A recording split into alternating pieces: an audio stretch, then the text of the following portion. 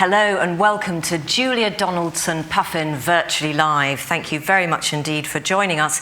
Now, I'm Fee Glover and I present lots of programmes on the radio, but today I'm talking to you live from the Sadler's Wells Theatre in London, where I'm joined by pupils from Hugh Middleton Primary School. Hello.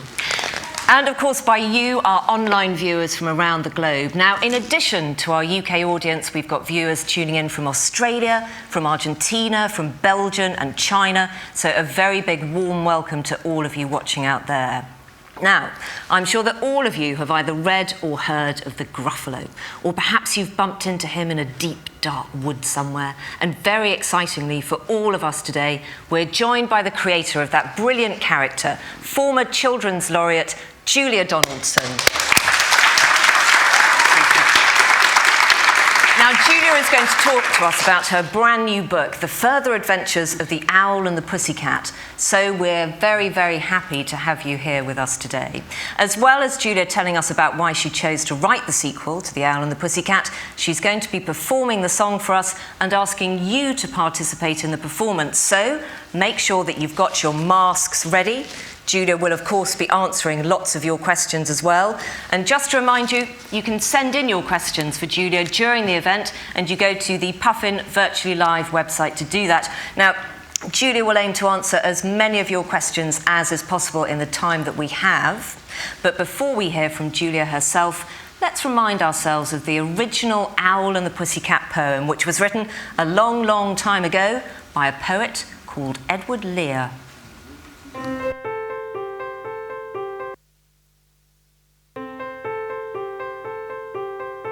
The owl and the pussycat went to sea in a beautiful pea-green boat. They took some honey and plenty of money, wrapped up in a £5 note. The owl looked up to the stars above and sang to a small guitar. Oh, lovely pussy, oh, pussy, my love, what a beautiful pussy you are. You are, what a beautiful pussy you are.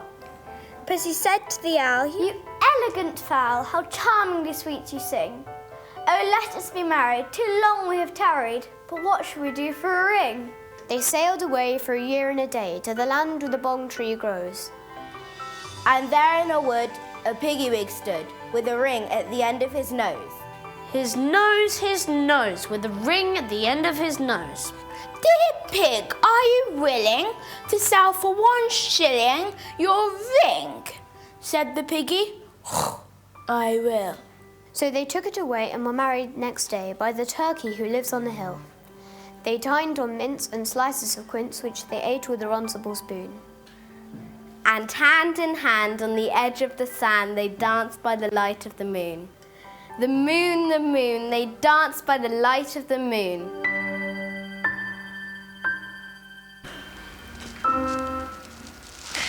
Well, welcome back, and thanks very much to the children of Corpus Christi School in Brixton for reading that so beautifully.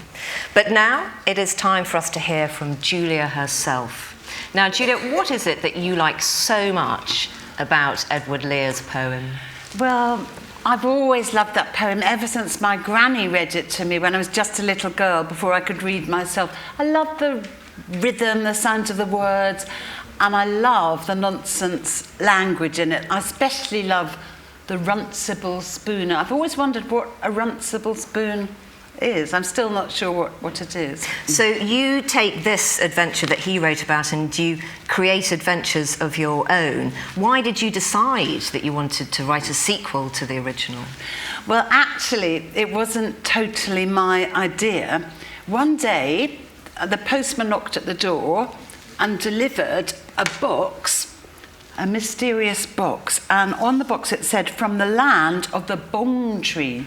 And of course that came into the Owl and the Pussycat, so I knew it was something to do with the Owl and the Pussycat. So I opened the box, and in it was a jar of honey, just like the Owl and the Pussycat took. This is a runcible spoon, I think. It looks a bit more like a fork. Can I have a look at a runcible spoon? Look at that. A pea-green boat, like the boat they travelled in. £5 note, except it's not a real one, unfortunately. That's a shame. A ring, like the ring at the end of the piggy wig's nose. And this big fat book, and this is all the poems that poet Edward Lear wrote. He didn't just write The Owl and the Pussycat, he wrote lots and lots of other poems. And there was also a letter in the box saying, could I write an adventure story about what happened next to The Owl and the Pussycat? And I thought, I've just got to do this. So how did you decide what they'd do next?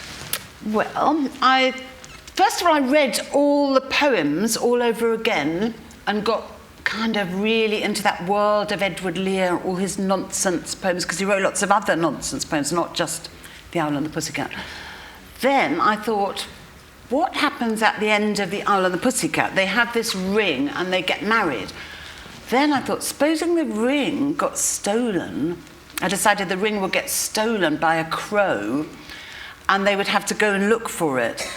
But instead of going in the pea green boat, I thought it would be a bit boring to just, well, it would be a bit cheating to just copy him totally and have the pea green boat. So I thought they could go and look for their ring in a beautiful blue balloon. Oh, so that's how I got started. I can't wait to hear more. Tell us a little bit about the pobble with no toes. Right, the pobble with no toes, he comes into one of Edward Lear's other poems, and you only see his head poking out of the water because he's gone swimming to look for some fish to feed to his aunt's cat. And that's all you know, really, about the pobble who has no toes. And I just thought it would be fun to bring him into my story and just to find out a little bit more about him than Edward Lear told us. It's a great nonsense term, isn't it? And we're going to play around a bit with some more nonsense terms a bit later. I wonder why you decided to become an author, though, in the first place, Julia? Well, it kind of happened gradually. I started off singing in the streets when I was a student. I was learning French and I had to go to Paris to learn French, and I was very poor. I had hardly any money, so I got my guitar and I sort of strummed my guitar and sang songs in the street with a very nice friend of mine called Malcolm. And Malcolm and I, we had two big hats, and after we'd sung a few songs in the street, we used to take these hats and have a whip round. Don't worry, I'm not going to do that today.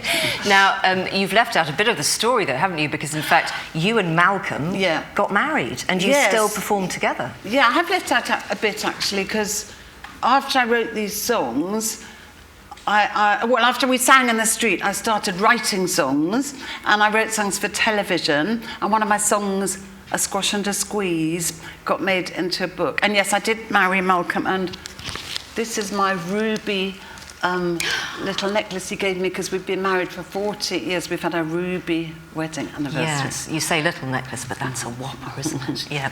Now, in fact, we have some very special footage to share with everybody of you and Malcolm performing the Owl and the Pussycat song, which you've written especially for the new book. So, I think we need... Yeah, we need... I hope the children who are here today have got wonderful masks on, and so all of you back in your schools, put on your masks. Some of you have got pussycat masks, some have got owl masks, and please get ready to join in the chorus of the song.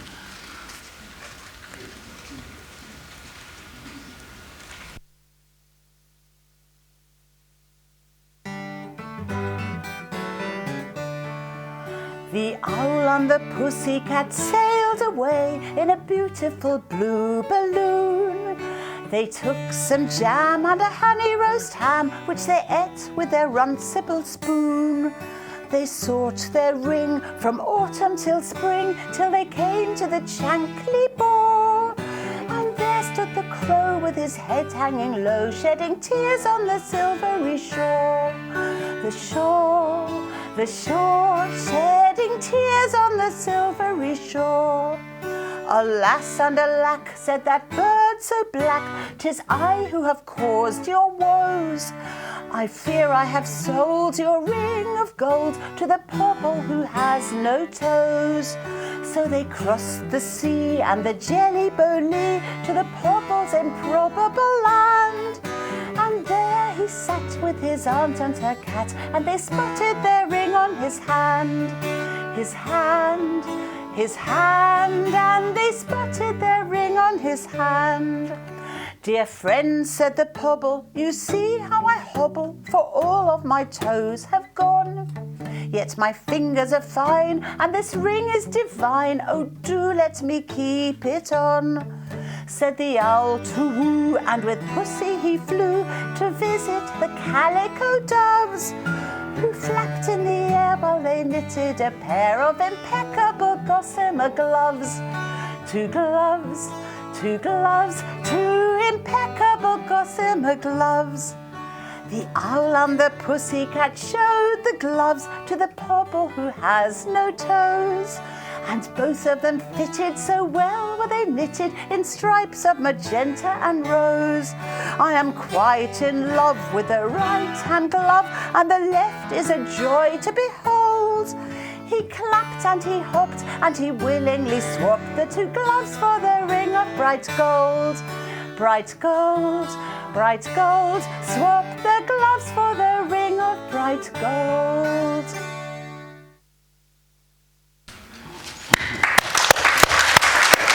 Oh my goodness, Julia, I wonder what happens next. Now, I hope all of you out there enjoyed performing the song as well. I would love to go up in a beautiful blue balloon too. I wonder if you could fix it for me. It sounds so much fun. Now, Julia, we've talked a lot about nonsense words already in your book, like pobble, and there are many more. Dong with a luminous nose. Yes, the dong with the luminous nose comes into my book as well. He used another one that Edward Lear made up. And the luminous nose is a kind of funny long nose with a lamp at the end of it. Uncomfortable, but yes. Then they go to these places with funny names like the Chankly Boar and the Jelly Bowlee. I just love nonsense language. Jumblies in there as well. The Jumblies yes. are on there as well, yes. The Jumblies come into another Edward Lear poem, and their heads are green and their hands are blue, and they go to sea in a sieve. Of course they do. We've got some brilliant examples of nonsense words that you, our viewers, have been sending in to us as well. So I'm going to kick off with one which I love, Julia. It is large, which Erica tells us means a splat that is big and large. It works, doesn't it? Yeah, it's very good. And I really love this next one, gargulacious. That is a nonsense word which was invented by Tilly Joe, and that means when you enjoy and are good at gargling like this. You're a woman of many talents, aren't you? Here's another one from Kieran. Now, his nonsense word is tockawiki, which was inspired by the tick-tock noise of a clock and simply means to tell the time. Very good. And I love doggy-yatty. Doggy-yatty. That was invented by Emma, and Emma has got a dog called Hattie, so doggy-yatty is kind of like dog called Hattie. That works as well, doesn't it? They're all brilliant, and we've got a bit of a challenge for all of you watching out there. So get ready for this one. What do you think sniffle down means? Do you think you can guess sniffle down? Now, if you can, then put your hand up for your teacher. We're going to give you 1 minute to discuss what you think it means, and then we're going to tell you. So hands up, everybody, and let your teacher know what you think sniffle down means.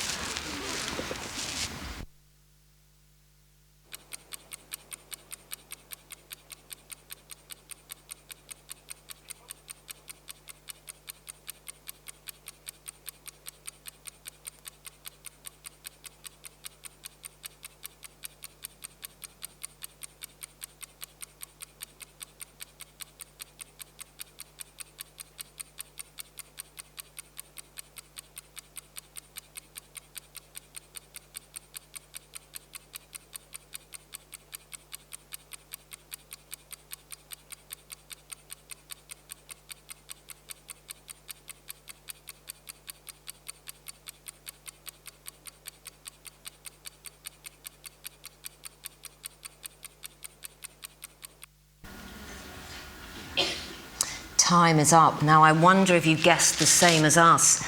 The word actually means a feeling of sadness that clowns never get. And it came from Ivy of Rolvenden Primary School in Kent. That's lovely, isn't it, Julia? Yeah, a feeling of sadness that clowns never get. That's quite interesting, actually, because Edward Lear, although he was a bit of a clown himself, because he made up all these funny poems, he was quite a sad man as well. He got quite depressed from time to time, so I really like that Yeah, word. Ivy has nailed it there, hasn't she? Thank you for all your nonsense word submissions. We really did have some corkers. And what a way to make a living, Julia, making up nonsense words and turning them into verse. You have the best job in the world, don't you? Now, inspired by you, some of our younger viewers have actually been making up their own verse and poetry. And Julia, I wonder if you'd like to share some of your favourites with us now. Yes, well, I'd like to start with part of a class poem by primary class at Kingswood Hoe Special School. The owl and the pussycat went to sleep and found that they were in space. It was an amazing, amazing place, a very amazing place. They saw aliens in rockets with toys in their pockets and chocolate all over their face. That's pretty good one, isn't it? And then the second poem I'd like to share, this one is called My Trip to Candyland by Lauren from Skull Thomas School in Dublin. I went to bed and closed my eyes, and in my dream was a big surprise. There were sweets and candy canes everywhere, and candy frost clouds in the air. There were chocolate mountains and chocolate streams, and tiny round cars fueled by cream. Oh, I want to live there as well. And this next one, which I'd just like to share, I'm just only got time for the last line of this one. It's also by a pupil from Skull Thomas School in Dublin, Haria. And this one's called My Nightmare. Poem's all about a nightmare, but it ends up, when I wake from my dreams, I wake to weep.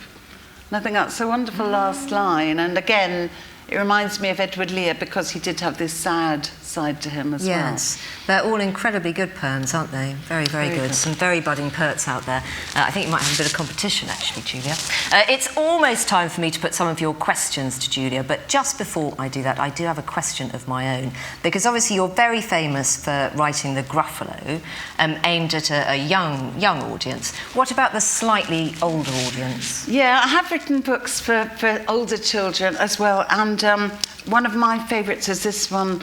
It's called The Dinosaur's Diary, and it's about a time-travelling dinosaur. That sounds good. I'm going to nab that afterwards. So now it is time for us to answer as many questions as possible from you, our viewers. So thank you very much indeed for sending these in live. Let's go straight to one from Michael, who is in Golden Valley. Oh, this one is an immense question for you. Have you ever met any of your characters in a dream? In a dream? I don't think I've met any of them in a dream, but I have to say that whenever I go for a walk in the woods, I keep thinking I'm going to bump into the Gruffalo. Even though I made him up, I just keep thinking he might appear from behind a tree.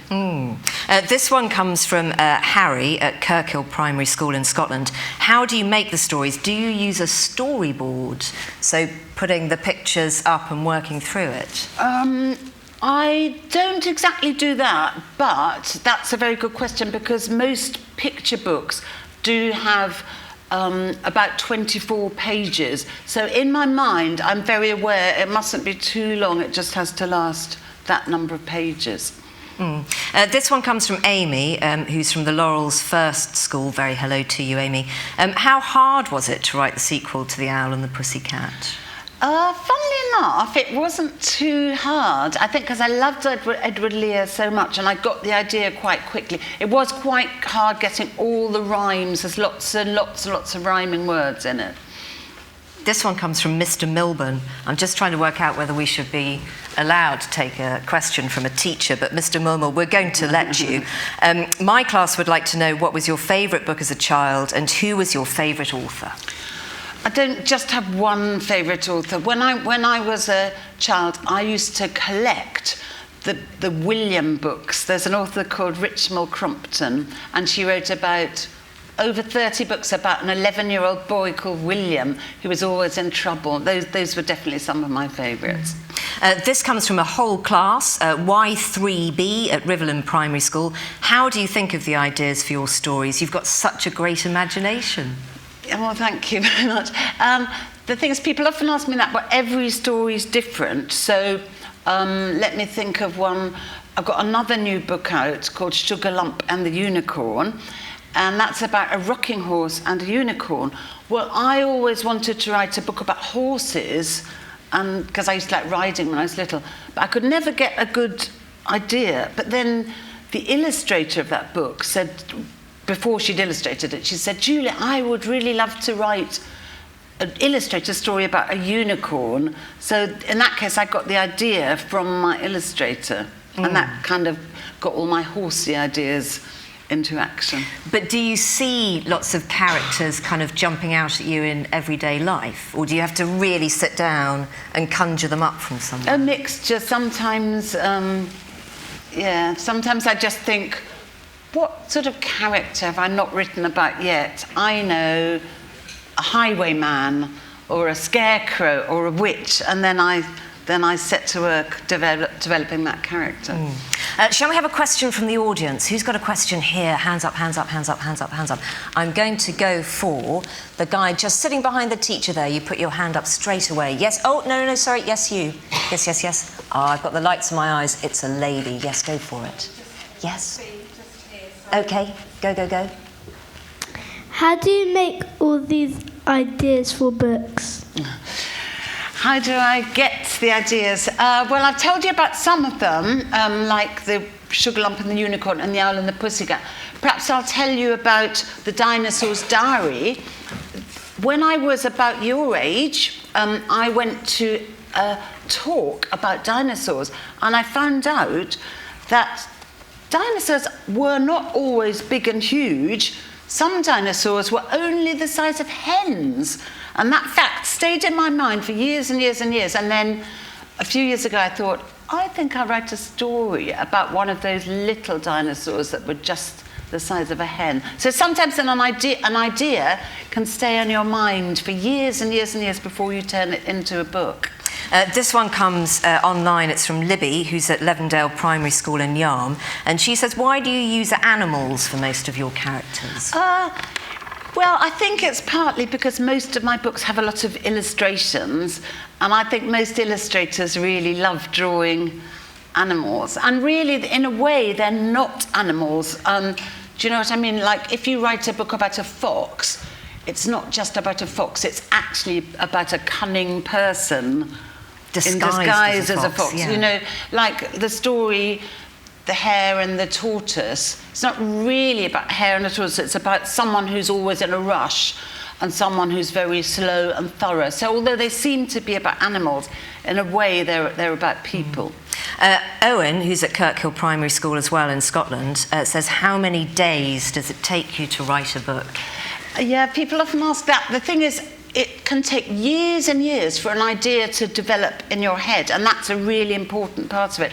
Then I would say, usually, when I've really got the idea and the story in my head, it might take about 2 weeks for a picture book. For a longer book like The Dinosaur's Diary, that might take about 6 months. Okay. Now, another question from the audience, please. Where have we got to? Yes, you holding the microphone, yeah. What's your favourite book? My favourite book? I think it's a bit like asking someone what their favourite toy is, and often it's the newest one, the one you've just got. And so I have to say, at the moment, The Further Adventures of the Owl and the Pussycat must be my favourite. I'm going to add to that with another question from Shivraj, who is online from the Oasis Academy, who says, name the 3 favourite books that you've read. Oh, that's better. So we got one. We got one. Yes. 3 favourite of mine? Yes. Right. Okay. I'm going to say one for teenagers, because I've written a book called Running on the Cracks for teenagers. So I'm very proud of that one, because it's kind of a gritty, adventurous, realistic book. I've said the Further Adventures of the Owl and the Pussycat. I think I'm very keen on The Snail and the Whale. That's always been a favourite of mine. So many questions to get through. This from Natalka, who's at Harmondsworth Primary School. Did you write lots of stories when you were a little girl? You've touched on that a bit. Yeah, I did used to write. And I remember my very first story I wrote when I was in the very first class at school. And I wrote a story about a rabbit with orange ears. He had these orange ears sticking up. And he was hiding in a shop from a farmer. And he was behind the counter. And the farmer came in, but the nice shopkeeper said, those aren't rabbit's ears, those are 2 orange carrots. So the shopkeeper helped trick the farmer. That was my very first story. Yeah, good use of carrots, yeah. Now, one more from the audience here. Who's got the microphone at the moment? Yes, lovely, lovely. What's your question to Julia? How did you make up the nonsense words? Well, actually, I didn't really make up the nonsense words in The Further Adventures of the Owl and the Pussycat. I used Edward Lear's nonsense words. But I have written another book called The Giants and the Joneses, and for that I made up a whole nonsense language called Groilish, spoken by these giants. So if you like nonsense words, you might like to try that book. Daisy, who's from Slip End Lower School, says, what do you do in your spare time? That's a good question. Well, I play the piano. I live in Scotland, so there's lovely mountains and lochs, so I like going for walks in the Scottish countryside. And I'm very interested in mushrooms and toadstools, and in the autumn I like going into the woods with Malcolm, my husband, and looking for mushrooms and toadstools. Oh, you've got to be very careful doing that, haven't you? You do have to be very careful. You do have to know. Yeah, we've got lots of books about them. We wouldn't ever go just eating just anything. We're just interested in them, actually. Yeah, they are magical things, aren't they? Now, this comes from Zara at the Royal School, who says, how many years have you been writing stories? So without wanting to give away your age, really, because I think you've told us. No, that's all right. That's quite how old easy you were as a little girl. My very first book, A Squash and a Squeeze, which was a song before, it was made into a book exactly 20 years ago. It's having its 20th birthday this year, so 20 years. We've got just an ask, really, from Mrs. Brethlin, who is watching us from Donegal in Ireland, who just says, can you say a very big hello to all the children in Adara in County Donegal? Just a hello will do. Hello. Yeah. Very big. Hello. Lovely. Hello. Right, we can squeeze in another one from the audience who are here. Oh, look, lots of hands going up now. Yes, sir, what's yours? How did you make the covers? The pobble. Well, I have to say, we haven't talked yet about the illustrator of The Further Adventures of the Owl and the Pussycat, wonderful artist called Charlotte Volk. She had to decide what the pobble looked like, because Edward Lear only drew his head sticking out of the water. So she just decided what the rest of him should look like. So really, you'll have to ask her that question. You could write a letter to the publisher and they'll send it to her, and you can ask her that question. Excellent advice. Miss Gulliver, a very, very, very warm hello to you, Miss Gulliver, who is watching us from Lowestoft, says, did reading when you were a child help you to become an author? Did reading? Yes. When I was definitely, yes. I think definitely I just was reading all the time. And I love poems as well. And I love singing and songs, and all those things helped me become an author. And Mrs. Wade from St Michael's in East Hampstead says, how did it feel seeing your stories brought to life on television? On television, yeah, because there's been the Gruffalo's Child and Room on the Broom.